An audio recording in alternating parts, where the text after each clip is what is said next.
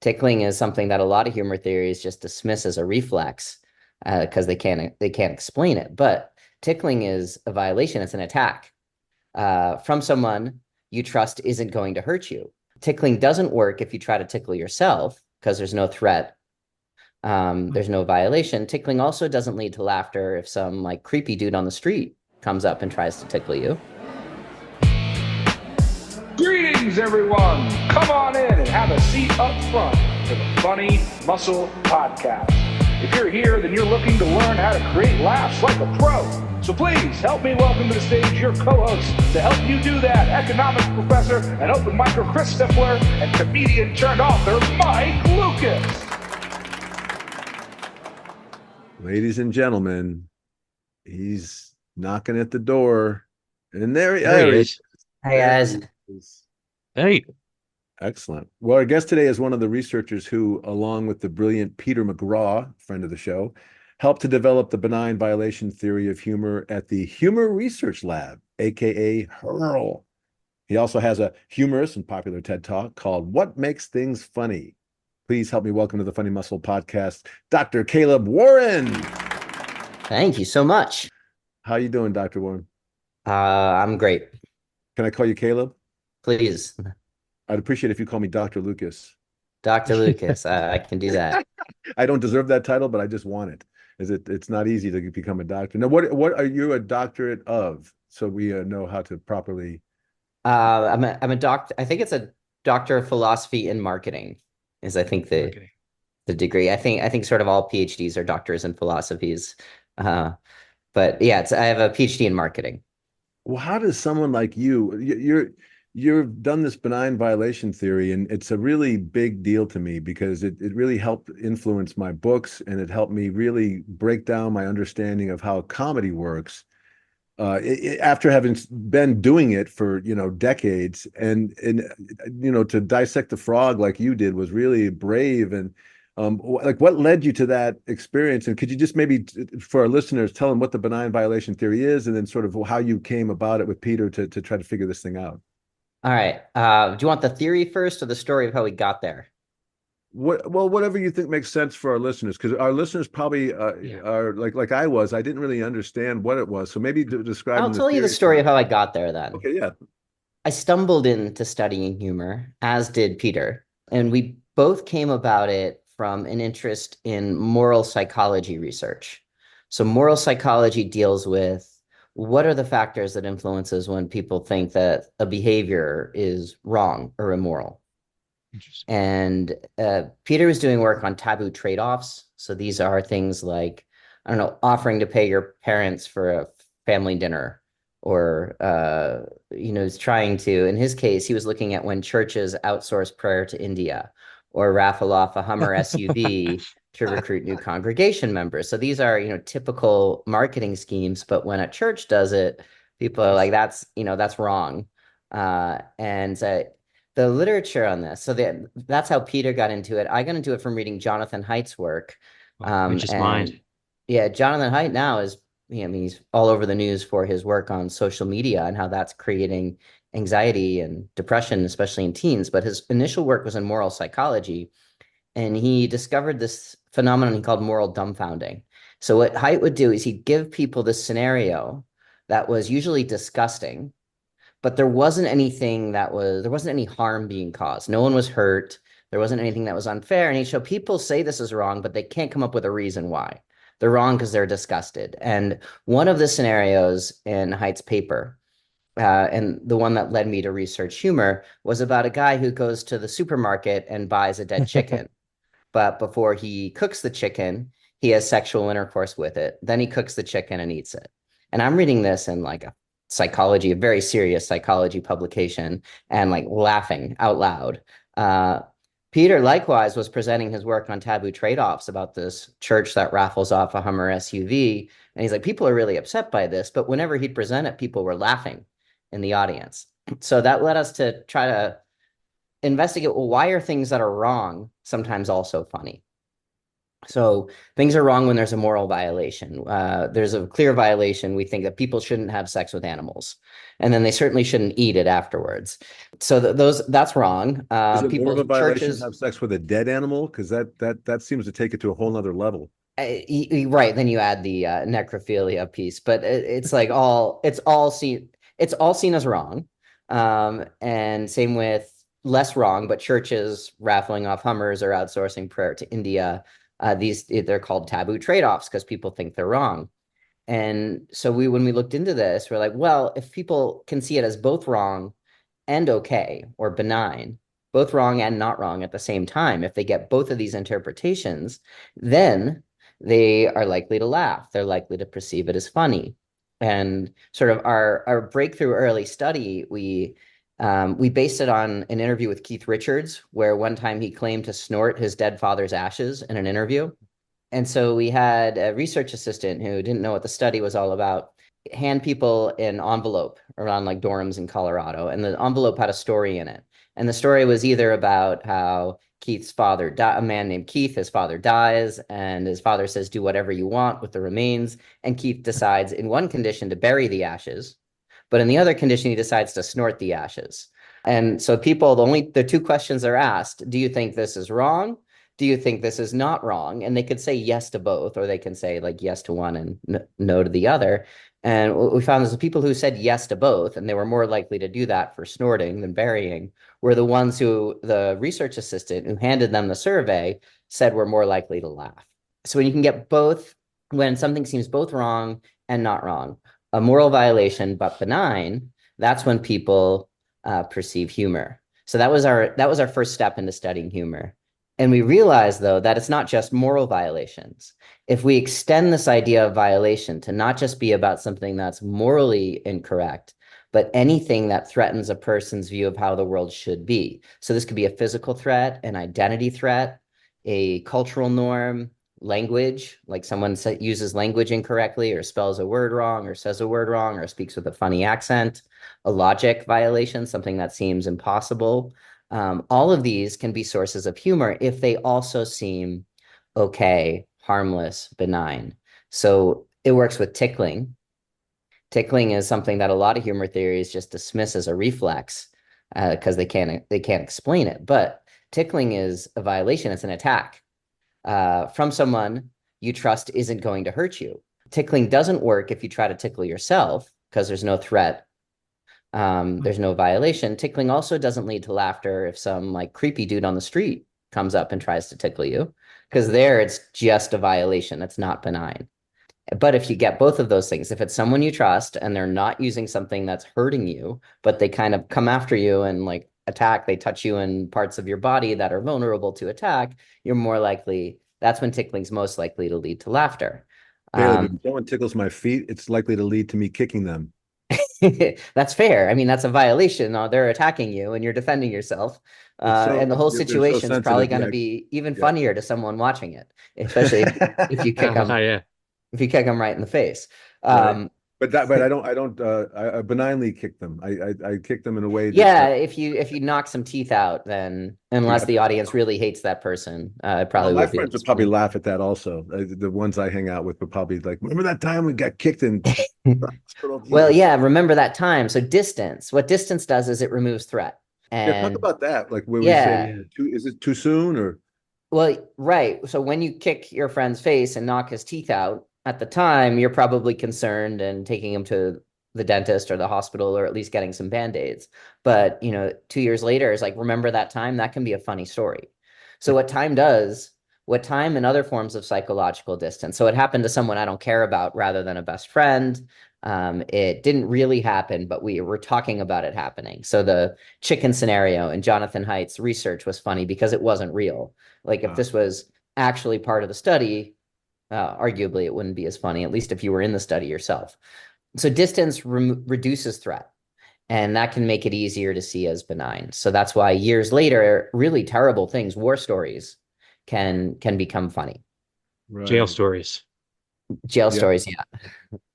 Well, now in the TED Talk that you did, I really enjoyed that. I watched it a couple times, and I had to go. I looked at Peter McGraw's TED Talk over again, and I realized you guys were covering a lot of the same material, but in a different way, which I thought was a really cool and interesting approach that both of you took. When people understand the benign violation theory more, does it ruin comedy for them? I mean, is it like, when you dissect the frog, they say it gets, it kills the frog, and no I one. don't think so.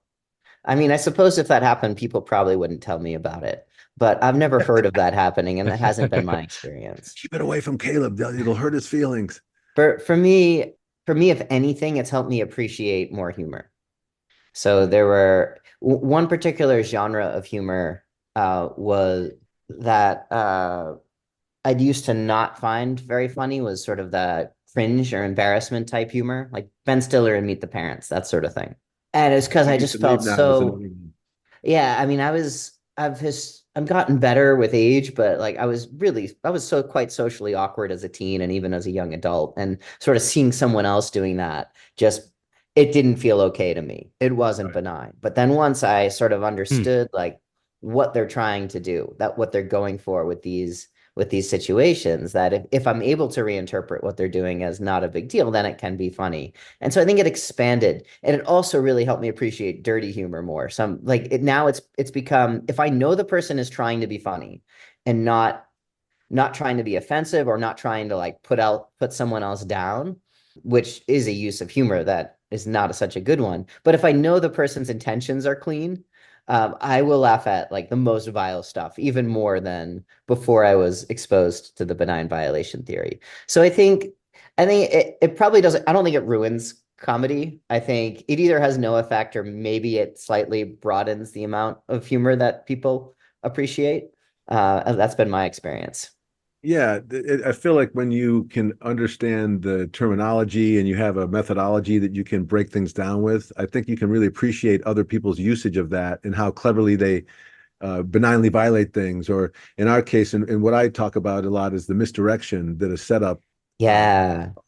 to talk about misdirection in the benign violation theory and how that helps with the benignness of the violation.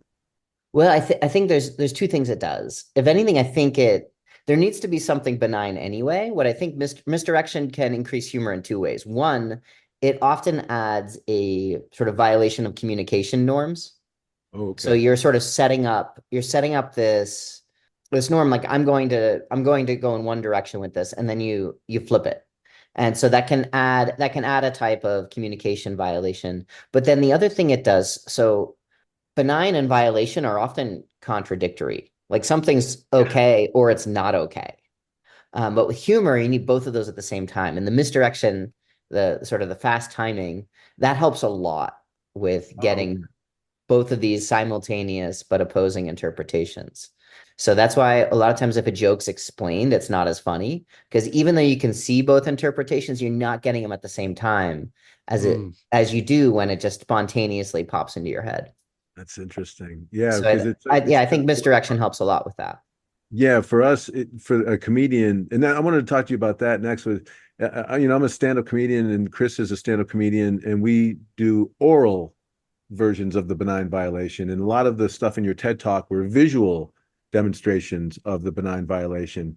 Talk a little bit about the difference between getting that across orally and getting it across visually, and is there a difference in that and how you interpret those things? Is there a difference in how the theory works, or is it basically the same? If you violate benignly something and it makes sense on both sides to people, then they will laugh. The theory is the same regardless of media, Okay. of the medium. I used a lot of visual examples because those are easier to show. And I'm also not, I have no chops as a stand-up comedian. I So was the waiting for more you I to pull out some could, bits. I wanted to hear your five, your tight five. don't have it. Peter, you need Peter for that. Like he actually, in he took this research a step farther and went and learned how to do some stand-up and even put Good on for a you. stand-up routine at the Just for Laughs festival. So Good for I you. never took it that far. That's I a hard kept this. festival to get into as a comedian. So he should be proud that he even got a set. He's going to do a Tonight Show after that, I bet. No, I think he pivoted again away from I think it once was good enough. But if you want to hear about that, check out his book, The humor code. where Yeah. yeah, he talks about that in the humor code. And the humor code also begins with him bombing a comedy set at an open mic in Denver. Because it takes, understanding the theory, as I'm sure you know, doesn't make you an expert at the craft. Just like, understanding physics doesn't make you a better basketball shooter. Uh, Right, because there's or, the muscle memory that has to be developed in getting that yes, delivery down, and that's the hard part, and that's what takes over and over and over again to get that done. yes. So I think, I don't know, like what we've discovered is, unfortunately, we are really optimistic. Like giving people the benign violation theory would make them funnier. And at least for regular people, it doesn't. Um, Well, yeah, I was going to but ask you that because giving them there's no we've tried it with a bunch of different humor theories, and it okay, doesn't matter what theory you give them, it doesn't make them any funnier. And I think it's kind of like that. It's like teaching a basketball player physics, or at least an amateur. So here's where I think I'm hoping it might be more useful for people who already have the skill. So if you think of like someone who's an expert at pool or miniature golf, who already has the muscle memory and the coordination down, telling them more about how angles work or trajectory, like maybe they get better because they already have some of the other chops. So I'm hoping like maybe with skilled comedians, they might be able to use it to get better, but it could be just the theory is still too abstract. Like yeah, you need to know, and it is too abstract. You would need to know enough about your audience to know exactly what they see as wrong and also what they see as okay. And there's a big gulf between understanding that you need both of these things and knowing what your audience sees as wrong and okay. That's where I think cultural knowledge and social skills play such a huge role in in successful comedy. Or even like if you're a joke in Boulder goes way different than a joke in Colorado Springs. Right. Because your audience is going to have different views, different values, different perceptions about what's wrong and what's okay. What are the other theories? I'm curious what the other theories are of jokes or laughter or humor that you looked at before Yeah, so there's yours. there's a lot of theories about jokes, verbal jokes. That's especially what linguists study because they're interested in language. And there's some pretty good ones of jokes, but the problem is they don't do a very good job of explaining other types of humor. But the some of the linguistic theories get complicated. And I'm not doing the more sophisticated theories justice, but usually there are sort of three classes of humor theories that get grouped into what's called incongruity theory. And that one's incongruity is ill-defined. It can mean something that's unexpected. It can mean something that's different than what you would normally expect, even if you expect it this time. That's to explain why you might find the same joke funny more than once. Or it can be incongruity can mean what we mean by violation. So it's something that's unexpectedly bad or off in a wrong direction. Or it can mean what we mean by simultaneity, where we have two conflicting perceptions happening at once. So hmm. incongruity can be any of those things, but the idea is humor comes from incongruity. But the problem with that theory is there's all sorts of things that are incongruous by all those definitions that aren't funny. Like um, a a lifeguard who moonlights as a serial killer. Unexpected. It's wrong. You get these conflicting interpretations, but it's not funny. See, Not without. the first, right when you said that, I started laughing, and I was thinking like, this sounds like a Hollywood pitch. This is like a great movie or a great TV show. It's like, did my Yeah, name you're adding other by layers to that though, take that some. make it more benign. That's If true. Yeah. so that for one thing, a Hollywood pitch, that means it's not real. That's the psychological distance. That's making it benign. But But if it based was on a true real, story. yeah. But again, there's this layer of hypotheticality to this that adds to Right. the Right. humor. I'm trying. Um, Can't blame me for trying. yeah, so I mean, there's that.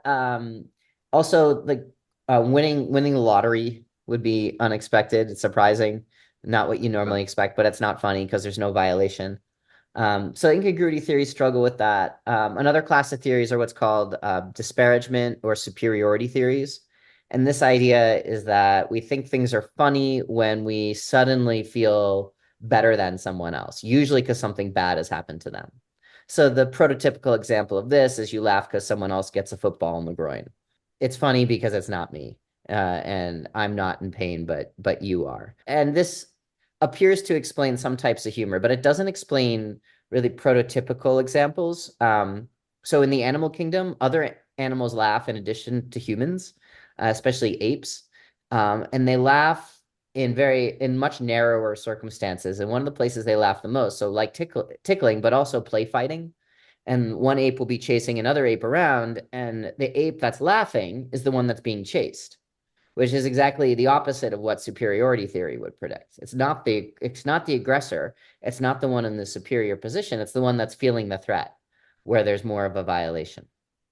And as long as they know it's play, then they laugh, and the laughing helps sustain the play and show that I'm okay with this. And ethnologists have argued that this is what helps encourage play, and play is one of the ways that species, especially mammals, learn and develop skills that will be useful later in life. And I think humor for humans does that, but as humans developed culture that moves far beyond just am I safe or am I not?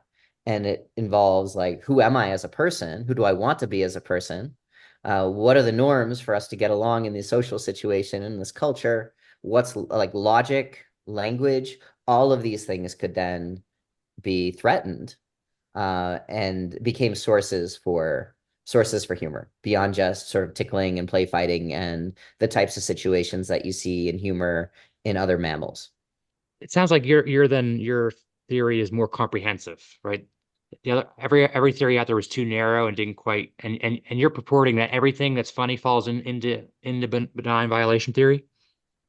I think it does a better job. It explains, in at least in our studies and in any studies I've seen where people have tried to compare across theories, the benign violation theory does a better job of distinguishing things that people think are funny from things that people don't think are funny. Now, it's nowhere near perfect, and this could be because we don't have great measures of benign and violation, or it could be because we're missing some other pieces. Most likely, it's both of those. And the hope for science, someone else comes along, or we come along later and figure out either more precise meanings or other conditions that we're missing that help better explain what makes things funny and that differentiates funny from not funny. But from the data I've collected and I've seen elsewhere, the benign violation theory, it's doing a better job than the other ideas that are out there at the moment, but there's still a lot left to learn. It seems like your theory is saying why things are funny. Now, the books I've written are to describe how to make people laugh. And I think Mhm. that there's a difference between those two attempts, I believe, right? Like what you're trying to explain why it happens, and I'm trying to explain how to make it happen. And but Yes. but in If the explaining how to make it theories happen, it's if the interesting to theory is hear your really theory. good and really precise, it should eventually be helpful for the how, but we're nowhere near that point when it I comes to gotta, human it was theories. helpful for me for the how. I got to be honest with you, Good. because I was understanding it when I watched Peter's TED talk. It was the breakthrough that made me go, "Oh, I get it. I get that we're setting up the crowd to think a very typical outcome, and then we surprise them, but still satisfy that setup. After the misdirect, and then they go, "Oh, I get it. I get why that still satisfies that setup. That's what makes them laugh." So if you reverse engineer that, you can begin to plan that out using the premise, setup, punchline formula. That's fantastic. Like that's a goal. Um, that's the goal, and it's encouraging to hear that it's been useful for you. Because I mean that yeah, a good theory doesn't just do why, it also predicts when and how. I think I don't think Peter has the chops, and I definitely don't have the chops as a stand-up comedian to be able to give those more precise instructions on how, but I'm glad that you do. And maybe there's some other people out there who do as well. That's There are, encouraging to yeah. hear. There's a bunch of books that attempt to do that, and each book appeals to different audiences depending on the language and the methodology and sort of how you describe what is needed to be done. Now, I get a lot of pushback by people that say there's no way that you can teach someone how to be funny. Either you're born that way or not. And I'm like, well, I'm not saying I can make you funny. I can make you funnier than you were. Yeah. Because when you understand how to misdirect and then how to heighten, and that's a big thing in my methodology, is there's 36 heightening devices that we use in order to help you benignly violate things. And then, Can you yes, explain I can explain. heightening? Heightening is when you take something and make it more of it. Like, so if I was going to heighten the idea of slipping on a banana, I would heighten it by saying I slipped on a banana, and then as I came down, I smacked my head on the piano, and the piano dumped down. And then if I wanted to heighten that, I would say, and then that collapsed through the whole floor, and it actually killed the guy downstairs. So the guy downstairs was killed by a banana. Got it. So that's the heightening. It's bigger and bigger, and you kind of yes Yeah. and make it bigger. And so there's other ways to heighten those. You can heighten. We can cut back to the guy who sold the banana. Now he's in charges for murder because he sold that banana in the first place. Cut forward to the trial. This is ridiculous. No one can be held responsible for that, but the good lawyer made it happen. You could do a contrast. Well, if a banana can kill someone, then what else than this can kill someone? And so then you can begin to have all these potential punchlines, and then you can choose those that I say affect your comedy lens, like your sort of take or your angle, your brand, and then that becomes what sort of your set and how you execute this thing. But without that benign violation theory, that you just can't get them to laugh. Yeah, I never thought about heightening before, but that's a really nice idea. I'm trying to think of how we might, study that Right. scientifically. Like what's Absolutely. the construct? It sounds like a couple of different things that are going on there, but yeah, Well, fast, it's an interesting. improvisational technique that you use, and when Yeah, you yeah it sounds like really good improv, because really good improv does a lot of that.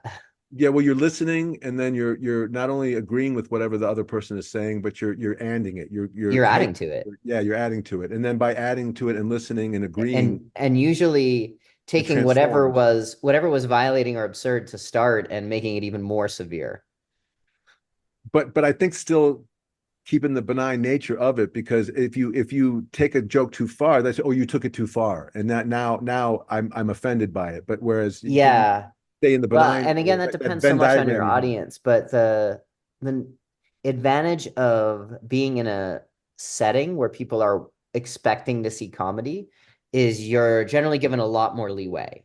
Like stand-up comedians can say That's a good things point. that would get people fired in a, corporate boardroom, as they And it's should. happened. Well, I mean, and they should be, because like people, the setting is such that we know the comedian is trying to get laughs. Whereas in a corporate boardroom, we don't know why people are saying this. It could be because they're trying to, put down whoever it is that they're making Right? fun of. In A stand-up roast. comedy, I mean, there's still limits. Like if you're some, you know, good-looking, successful white guy making fun of poor black people or minorities, like maybe there's an audience for that, but most people are gonna think you're a jerk. Well, we Uh, consider that, we call that in punching this down. in this day, yeah. Yeah. So you But have to punch if sideways, you punch if up. you've established that, like, no, I actually care about this group, or a lot of times it's people making fun of their own group, it's easier to see as benign. And yeah, and again, it depends on the audience. Like if the audience views that out group that's being made fun of as not worthy of respect, then that will be funny. And Well, let me ask you this. Are you funny? Do you consider yourself funny? Are you I'm consider, moderately funny at best. what about your friends? Um, Do they consider you funny, or would they say the same? it depends on the person. Yeah. I had an ex-girlfriend who told me I wasn't funny and to stop trying, but that relationship didn't last. Well, Uh, yeah, why the would it, right? people, the people who I keep closer to me, I think I'm funny at least some of the time. Yeah, no, and explain that. Like, why is it that when you know somebody, something can be funnier than when you don't know them? Is it part of that benign violation where you're when you know somebody, it's more benign? Yeah, I think it would depend on the specifics. But generally, so one advantage of if you know a person, you're going to share a lot more history and understanding. So a lot of times, like inside jokes are that you're pointing to something. You don't even need to explain the whole thing, But you can reference, like, oh, remember that thumbs up. And so then we all think of Right. the thumbs up just randomly popping on the screen. And that's different than if for someone who wasn't there, because they're not going to understand that. So the shared history does that. The other thing is it helps you understand the person and their motives. So if you know that they are not a bigot or they are not a mean person, hearing them say like an insult joke, um, you'll be more likely to see it as benign than if you don't know the person and you might interpret what they're doing as just like being a jerk or making fun of whoever the joke is about. Well, what about roasts? When people are roasting and there's a real violation going on Oh there. yeah, but they're agreeing to it. They're That's why we are voluntarily okay with it. they're willing to say make fun of me and that makes it okay. Gotcha. So, and that's why, like it's almost impossible to go too far at a roast. And they're Uh, celebrities and they're rich and they're powerful. So you're really punching up when you're yeah, I mean, celebrity. yeah, you can't, there's no one's punching down on Tom Brady. Uh, No. You so got like that's divorced. I it's got in some married. ways they're fantastic. They're fantastic candidates to be made fun of in the name of humor, Yeah. especially when they agree to it. And so that's why when, all those other football players and comedians go up there and talk about how Tom Brady's wife left him for the personal trainer, that's a horrible thing, but it's funny then. The supermodel stepped out on you. Ha ha. How Yeah, many now and like times? someone and None. yeah, now you can just have sex with pretty much any other woman whenever you want. Right. Yeah. Because you're Terrible life. the perfect man, Tom Brady. He, the disdain of everyone, every football fan, just Yeah, I mean you can't think of an easier target to get laughs because he's going to be okay. And not only right. that, he's agreeing to it in that situation. And Yeah. it's also coming from the most part, the people who care about him and love him. So and even like what some of the comedians who maybe don't know him personally, like Nikki Glazer's set in the Tom Brady roast stands out. And one of the things she does at the beginning is like set up how much she wants to have sex with him. So she establishes the admiration before Shits on she him. gut punches him over and over again. I think that they went after Robert Kraft, the owner, and that was the one time Tom Brady was not happy with what happened. He was very defensive. He defended his old Yeah, boss. because it wasn't a roast of Robert Kraft. He didn't agree to Right? it. Good point. Exactly. Yeah. So at least Brady probably thought this isn't okay. It's outside the boundary of what we agreed That's to. off limits. And so it's not benign. Same with like some of I thought the closest thing I cringe was some of the Hernandez um, Ooh, Oh yeah. That was yeah. rough. and is So that yeah, Aaron flirting with the line of Hernandez is the benign? Too Aaron soon? Hernandez Yeah, I was think that's Tom always going to Brady's be. Yeah, that's tight going to be. end in I don't know, like the early 2010s, I think, around that time. And he was really good. But he was a murderer and he ended up going to prison and dying in prison. Yeah. And so like this is like a really terrible, awful thing that happened. So when the comedians and the roasters were bringing that up and making fun of that, you could see You it could went see that. some people thought it was funny, but others did for them it wasn't benign because this really happened. Yeah. And there's a lot of sort of tragedy there. And so if you're thinking about the victims of Aaron Hernandez, then like that's gonna be hard to see as funny. But it's funny we can make fun of the dopiness of the retired football players, which is, when you think about it, not very funny because it's all about, head injuries and long-term, Yeah. I mean problems. that again can go either way. I think Right. some of it is they wanted to be that profession, and they were successful at it. Like I think it'd be really hard to make a joke about like college players who never went pro who get concussions and Yeah. like Not funny. Not like funny. I think that would be a harder Taken sell to down. make humorous. Yeah, that's interesting. It's wild how, and I like how you talked about in the TED Talk how using that Venn diagram where it's benign and violation, and then whatever's in between is what's funny. And you were saying that this is explains why some things are funny to some people and some things aren't funny to other people, because it's not benign to me, and or that's not violent enough, or not Yeah. violation enough for me. So talk about that a little bit. My go-to example. Okay, so the idea is everybody has different views about what's okay, what's benign, and what's wrong, what's violating. And depending on the perspective you bring, something can either be not funny because you don't see what's wrong. It can be not funny because you see what's wrong, but it's not okay, or if you can get both. So my go-to example here is a family is hosting a formal dinner party, and there's a baby that farts audibly. And the mother is horrified, who's hosting the party, because she's very proper. She thinks she very clearly sees the violation, but to her, it's not okay. The baby has no reaction because to the baby, this is normal. This is not, there's nothing wrong. He hasn't It's what learned. I do. It's what Yeah, he I do. hasn't I'm he a hasn't learned baby. the social norms that you're not supposed to fart at a formal dinner party, where the teenage son loses his shit laughing because I love he this. recognizes it's not appropriate, but is fine with it. He high fives the baby Yeah, yeah, or exactly. pulls his finger. Do it again. See, that's heightening, by the way. He's heightening that. Yep. That's right. Yeah, yeah, right. That's guilty as charged. Yes, and I love that.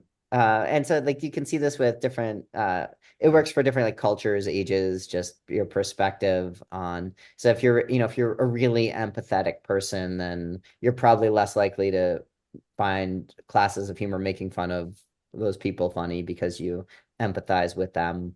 If you are really linguistic and bookish, and so you care a lot about the way language works, you're more likely to see puns as funny because other people just don't care enough about language to feel much when someone says a word incorrectly or uses. Violate a word. Yeah, Yeah. And this is like a lot of dad jokes. yeah. Sometimes it's funny because of trying to be funny. The violation is like, oh, you're trying to be funny, but you're failing at it.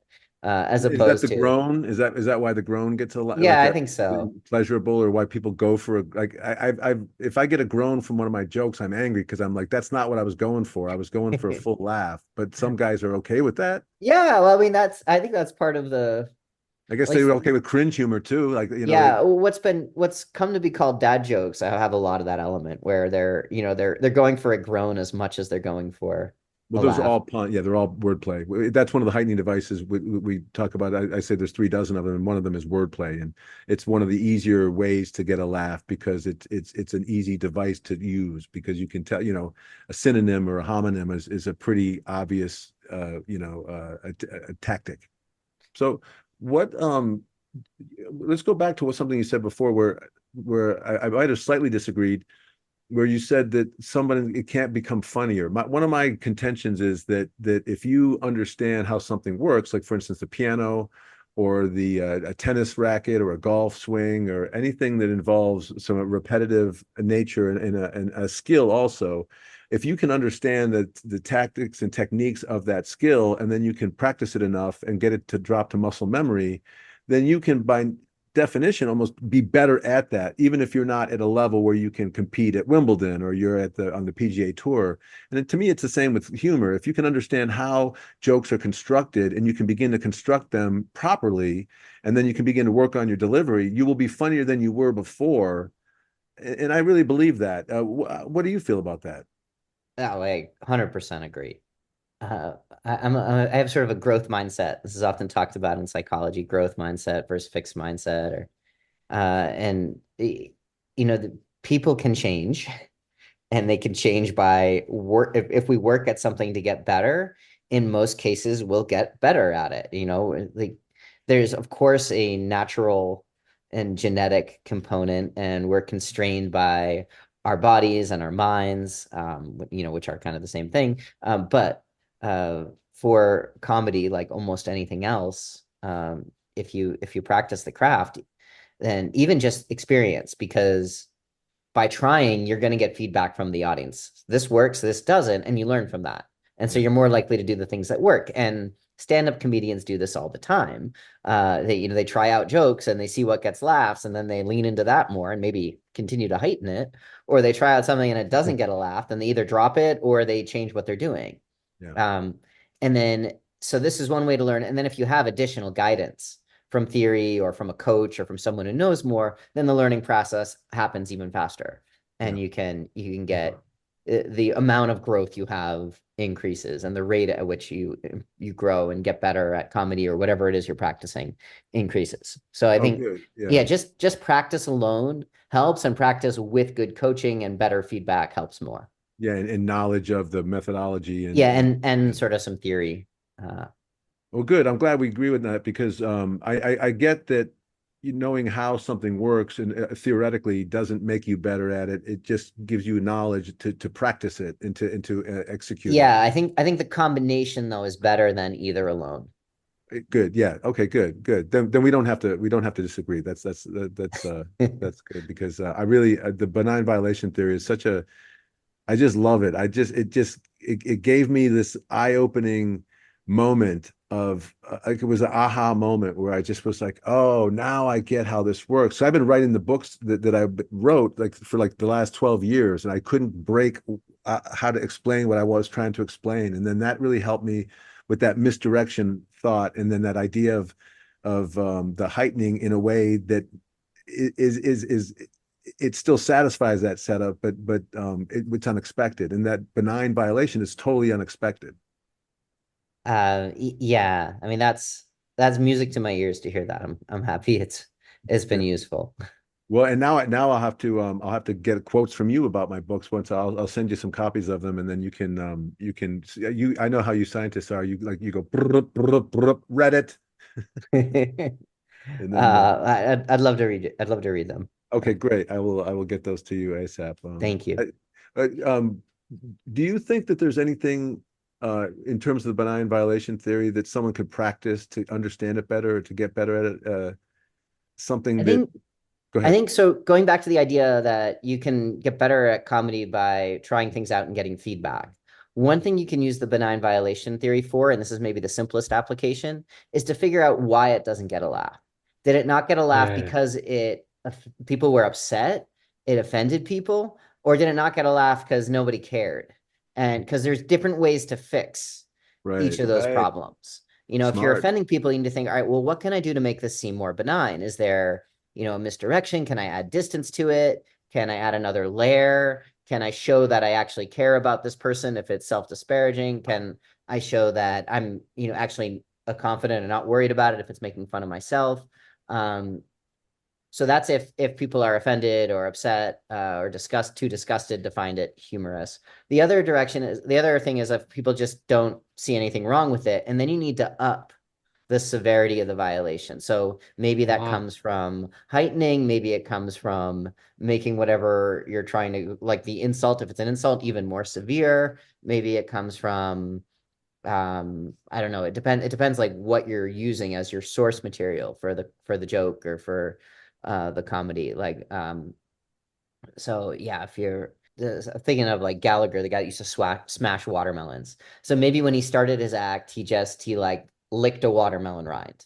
You're not supposed to do that, but probably that probably people would just be like, whatever, no big deal. Ooh. But when you're smashing it and it's spraying all over the people, that's a much more severe violation.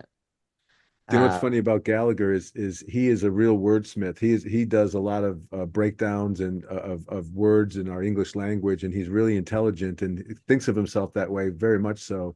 And the fact that he got famous by smashing watermelons is the most ironic type of fame you could get. Well, it's It kind of like pisses him Bob off. Saget, who is like Right. the dirtiest yeah. comedian I've ever It's heard, and horrible. he got famous for playing like the most benign dad character on a sitcom. And all his buddies were just like, "There's no way Saget's playing that role. There's no way he shouldn't be anywhere near those kids." Yeah. uh, Then the same question is like, can you move what's benign throughout a set? That is like they always say like Ooh. don't do a dick joke in the first minute or don't say the F-bomb in the first minute, but the F-bomb 20 minutes into a set after you kind of like move the audience to maybe Yeah. accept more benign stuff and then it gets a laugh. So I wonder how does that theory handle something like that? Is that Oh, that's time or distance interesting. Um, or momentum? I don't know like even momentum I can I kind of would get think us it's into the about I would think so. One of two things could be happening. One, you're just getting desensitized. Hmm. So if you think about what's appropriate language. When you're a little kid and someone says the F bomb, that's just off. Like you think, oh, that's so bad. But and maybe when someone says like but, you think that's really bad. But as you start to learn more bad words and use them more frequently, like then they become more and more acceptable as time goes on. So it could be that. Another thing that could be going on is you're starting to um, I don't know, trust is the right word, but understand the comedian more and give them more leeway. So if they sort of establish rapport with the audience, then the audience wants to like them. They want to see them as a somewhat decent person. And so they can do things that are more wrong without the audience thinking that they are just wrong, that they're with the audience being okay with it. So I think it could be either desensitization or the audience giving the comedian more benefit of the doubt, more grace to do wrong things. And that's another advantage of having a clear comedy lens, because when you can establish who you are and what your take is going to be, and you stick to that in a general sense, then the audience can begin to trust that that's the edge that you're going to be at, and you're not going to violate it any further than that. So then they can trust you that you're going to go up to that certain point over and over again. It's interesting. Yeah, Wow. I didn't know about that effect, um, or that piece of advice for comedy writing. So I'm gonna keep thinking about that. Like that. So Yeah. there's a phenomenon where audiences generally will tolerate larger violations or more severe forms of humor as the set goes on a lot of times. Yeah, because what happens is you build up a trust with them in a rhythm, and then the curse word towards the end, just it's a shock value, and it's something that you, when you're releasing that tension, there's uh they Yeah, I mean, it also got them if used to you it. if you drop that F bomb right away, then there's no it doesn't seem wrong anymore by the end. So Yeah, and you've blown. that So the other shock is thing is gone. it makes so it not only makes it more benign to work up to it, but it makes it less violating if Right, you've already done it. right. Later, Now and let me which ask makes it you. less hung. Yeah, Caleb, when it comes to audiences, this is an interesting phenomenon that I don't know scientifically what it is, but you might, there's a situation where an audience will almost form its own personality. And a comic who's really good can go in there and watch another comic perform to that audience and say, oh, I get what kind of crowd this is. I've seen enough patterns, and I see how they're reacting to these certain bits and choices, and they can adjust their own act accordingly.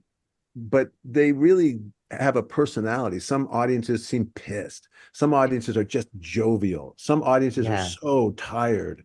Some audiences are edgy and sort of, some of them are hangry. It just depends on when you get them in the course of the Uh-huh. night. Does that play into anything in terms of the theory? Well, sure. I think one of the first things I said is like being to be successful at comedy, you really need to know the audience, whether it's an individual or in the case of, many people, their collective way of viewing the world. And people feed off one another, and people naturally start to mimic and take on each other's perspectives. So that's why the crowd can move together.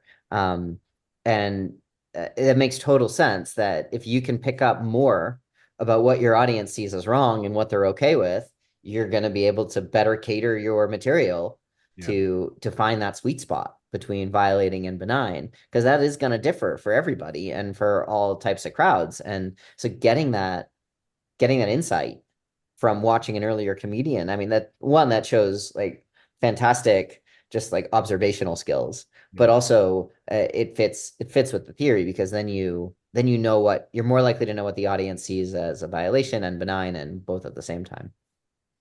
Wow, it's funny when we talk about it. It's so nerdy and so breakdowny, and it's like when you watch the analysts break down an NFL play, a catch in the end zone, and they break it down into this really kind of nerdy level of sports. When really it's just the guy threw the ball and he caught it, and no one else could have caught that, and that's all it really is. But when you break it down to the athletic moves or whatever, I love doing that with comedy.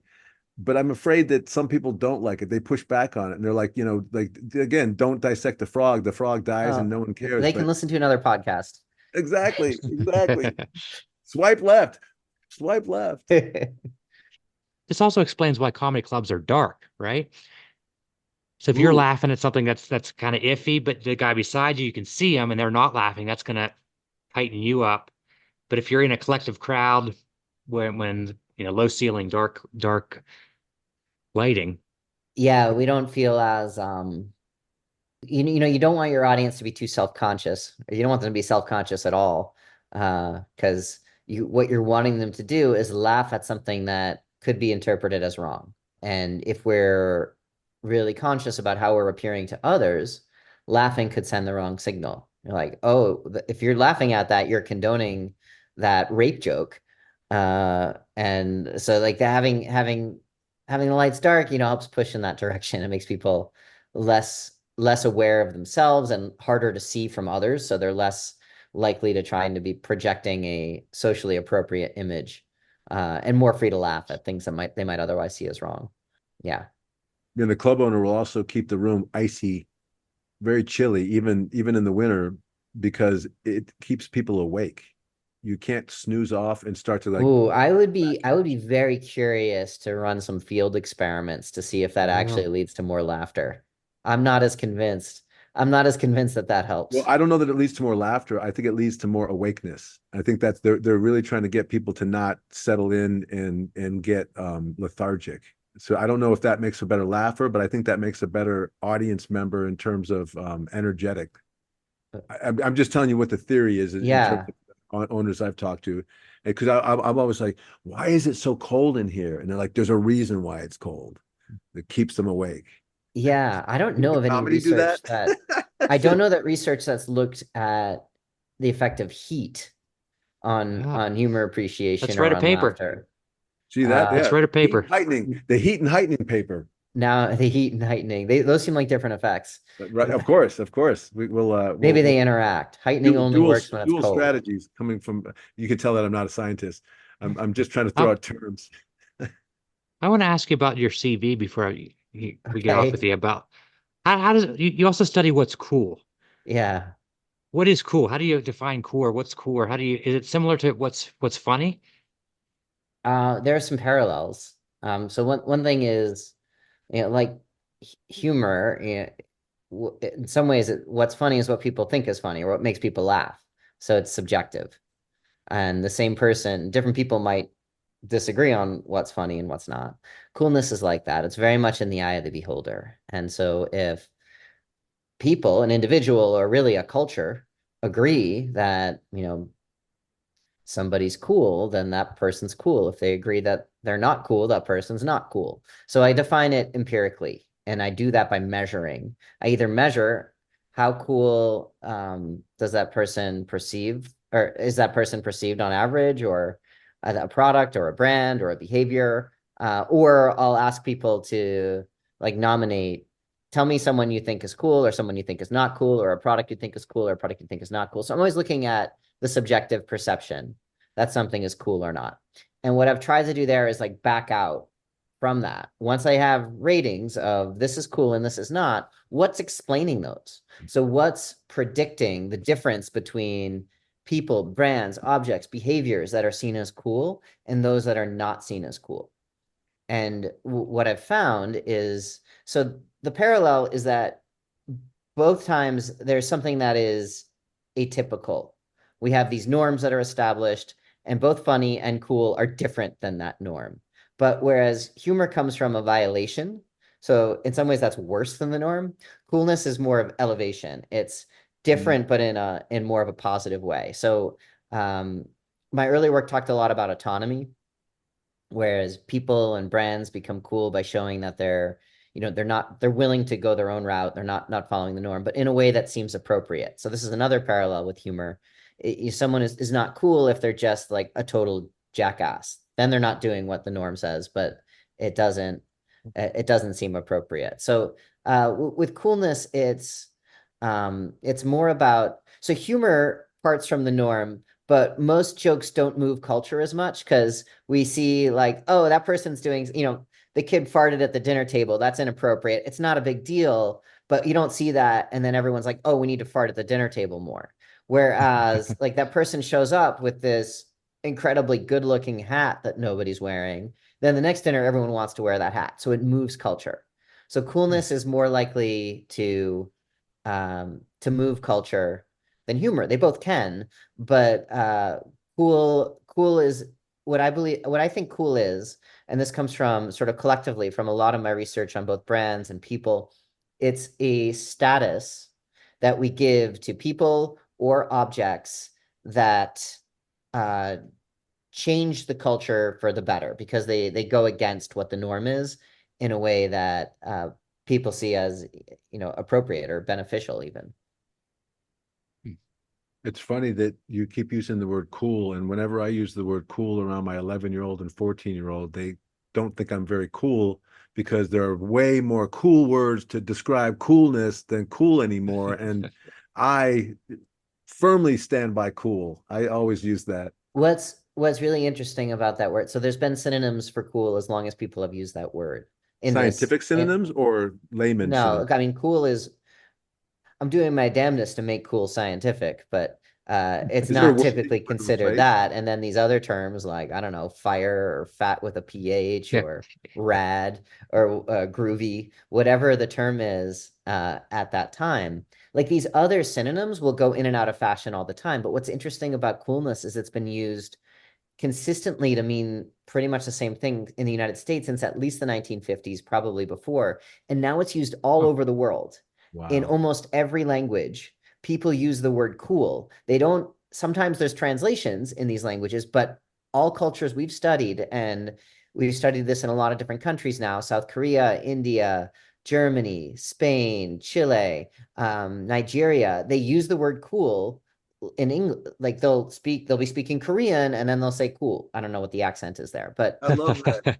and Right. one thing that I've found with my research is it's used in a similar way. So in a study that we're hoping to submit soon, we had people either nominate, so they nominate one of four people. They nominate someone they think is cool or someone they think is not cool. So and then we then get a bunch of ratings of this person. Are they extroverted? Are they open? Are they calm? And so we can see, do these traits differentiate cool people from not cool people? But we also get these same ratings. We get to another group that finds either a person that they think is good or favorable, so just generally positive, or they don't think is good or favorable. And so then we can look, is it just that all positive traits are cool? In which case we don't really need to study cool because it's the same thing as good or likable. Or does cool have a specific meaning? And for a specific meaning with that, so for instance, people who are cool are more extroverted than people who are not cool. Yet people who are seen as good or favorable are not any more extroverted than people who are not seen as favorable. So what this means is being extroverted makes you cool, but it doesn't just make you a better person. Hmm.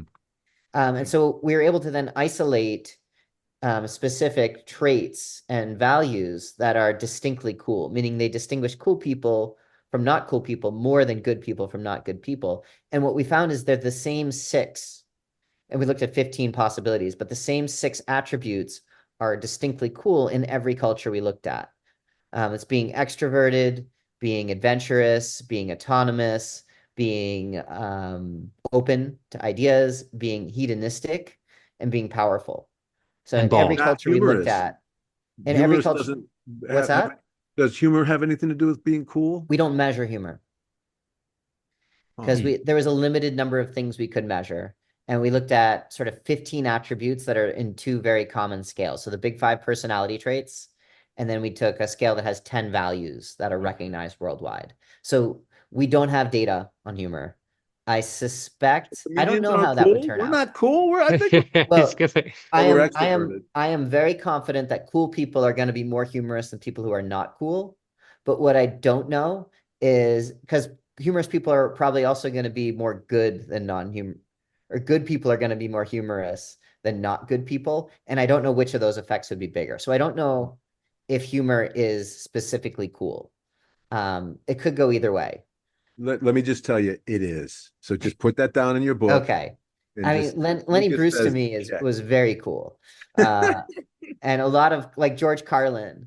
I mean, because a lot of these comedians are very much pushing against the norms of a culture and trying to change it, I think, for the better. Yeah. So there's a way to be funny and cool, but a lot of times like the same specific behavior is unlikely to be both. We ask every guest a certain question, and Chris is going to ask it to you. This may or may not, you may or may not have an answer to this, but we are going to eventually string together our answers from all of our guests to just give it like a variety of the of these answers. So, Chris, go ahead. And so we always ask our guests, if you have 1 hour a week as a stand-up comedian, like a new and open micer, they have 1 hour a day, sorry, to work on their comedy, whether it's drills or exercises or writing techniques. What would you say to a new comic on how to improve their comedy?